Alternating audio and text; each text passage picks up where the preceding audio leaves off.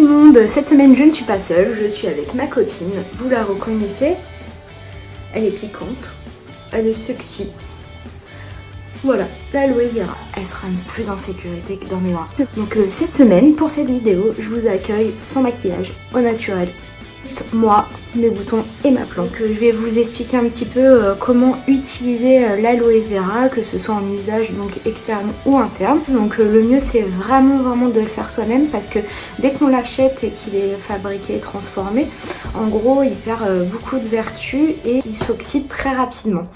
Donc moi je vous conseille de le faire vous-même, mais comme vous allez pouvoir voir c'est facile, d'autant plus que maintenant en fait il n'y a plus besoin d'aller dans le sud, en Espagne ou en Égypte et en Grèce, parce que oui, l'aloe vera vient d'Égypte et de Grèce, et déjà à l'époque, 1500 ans avant notre ère, les Égyptiens utilisaient les feuilles d'aloe vera contre les maux de tête, les maux de ventre. Donc l'usage de l'aloe vera, vous pouvez faire deux usages, externes ou internes, en le buvant ou en le mangeant. Si vous avez une peau à tendance acnéique et que ce soit actuel ou dans le passé, vous avez peut-être des petites cicatrices, tout ça, ou suite à une opération chirurgicale, en fait l'aloe vera en application locale peut aussi agir pour la reconstruction de la peau, même sur des cicatrices anciennes. Si vous vous coupez, vous pouvez prendre du coup une feuille et l'appliquer directement, ou le gel, et mélanger à du miel, c'est parfait en fait. C'est antiseptique, donc c'est un vrai désinfectant et ça permet vraiment la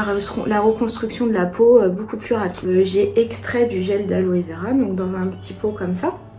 Donc tout simple, en fait là je l'ai juste pris le gel et je l'ai mis dans, on dirait du slime, et je l'ai mis donc dans un mixeur. Par contre au mixeur il faut pas le laisser très longtemps parce que quand on le mixe ça le dénature, ça l'oxyde. Le soir vous pouvez prendre votre petit pot et hop, unité. Comme ça, où vous voulez en fait, si vous avez la peau un peu irritée ou autre, vous pouvez en mettre sur les zones sensibles, vous pouvez même en mettre partout, c'est juste de l'aloe vera. Donc deuxièmement, en usage interne, donc c'est-à-dire que vous allez boire ou manger l'aloe vera. Rien de plus simple. Moi je l'ai mélangé avec des morceaux de curcuma et du jus de citron. Donc le jus de citron pour la conservation c'est très important, ça évite l'oxydation du produit. Donc vous prenez donc le gel d'aloe vera, le curcuma, vous mixez tout ça avec un peu de jus de citron. Alors c'est un goût un peu amer, le curcuma c'est très fort, donc je vais vous dire c'est pas la boisson du siècle, hein, ça fait très médicament, mais vous pouvez le diluer dans un jus de fruits ou autre. Pour les prochains coups et pour vos premières fois, moi je vous conseille vraiment de passer le curcuma à l'extracteur et non pas au mixeur, et de mélanger après. Donc quand vous coupez vos feuilles, vous prenez le gel, donc ça fait des espèces de blocs.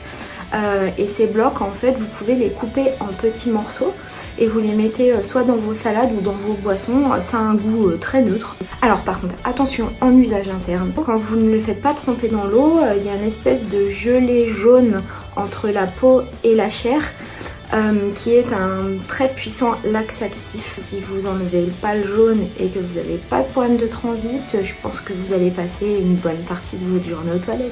Sinon, je vous conseille de laisser tremper l'aloe vera quelques heures, voire toute la nuit dans de l'eau afin qu'il se débarrasse de cette espèce de liquide jaune. En usage interne, l'aloe vera va vous permettre de nettoyer tout votre système digestif. C'est un véritable stimulant du système immunitaire. Il est dit anti-tumoraux, véritablement un outil anti-cancer. La minute scientifique, et donc là je prends mon petit livre parce que je vais pas vous dire des bêtises. Les propriétés de l'aloe vera, donc c'est 150 produits actifs différents qui agissent en synergie. Il y a 99% d'eau, 1% de produits extrêmement actifs.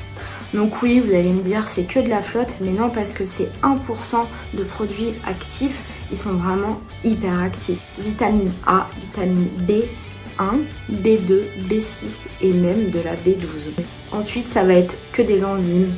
Donc amylase qui décompose les sucres, la cellulase qui décompose les cellules, bradykinase, stimulant du système immunitaire, catalase, enzyme diurétique qui favorise le relâchage de l'eau excédentaire dans le corps. Bon, c'est pas mal, ça fait un petit régime. Anthraquinose, qui se trouve dans le gel jaune, donc c'est ce dont je vous parlais tout à l'heure, hein, qui est fait à l'eau toilette. Beaucoup de minéraux, calcium, cuivre. Voilà, donc pour récapituler, l'aloe vera c'est bon pour ta peau, c'est bon pour ton corps.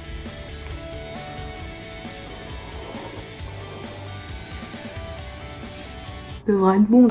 Voilà les amis, vous en savez un petit peu plus sur l'aloe vera, c'est bien fait. Je vous propose de retrouver tout de suite en vidéo le comment extraire le gel des feuilles d'aloe vera. On se retrouve très prochainement, je vous fais des gros bisous, portez-vous bien et vive l'aloe vera!